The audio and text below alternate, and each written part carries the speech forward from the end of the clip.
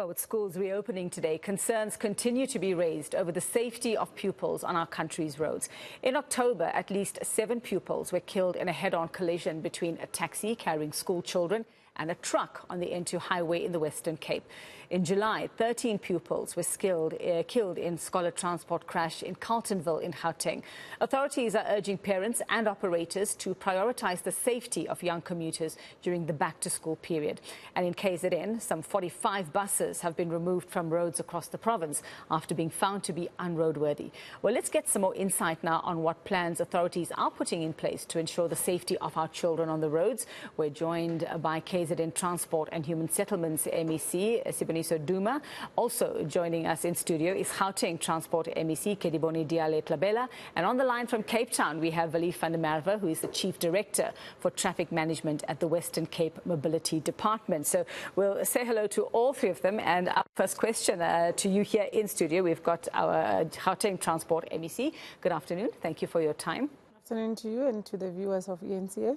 Well, obviously a headache for you, and this is a problem that we are seeing for many, many years, MEC. It is not, last year was not the first time. It's a problem we've battled with for decades. We've seen some really, really horrific accidents where we've seen a lot of our young pupils being killed.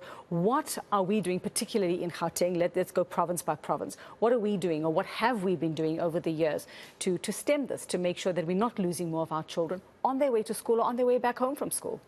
Okay. One of the things that we are doing differently this year as Gauteng is that we have an operation plan with our law enforcement agencies to make sure that the scholar transport service providers are compliant.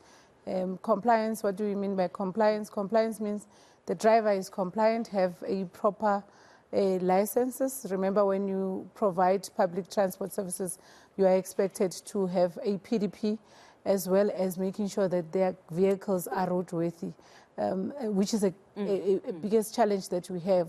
Remember, the business also is characterized by many factors. One, we have in Gauteng, we have those that are contracted to government. Yes. Those are the ones that we can easily access, because before they tender, they must get their paperwork correctly and make sure that they are compliant. The second grouping is the ones that call themselves education transport service providers in our province.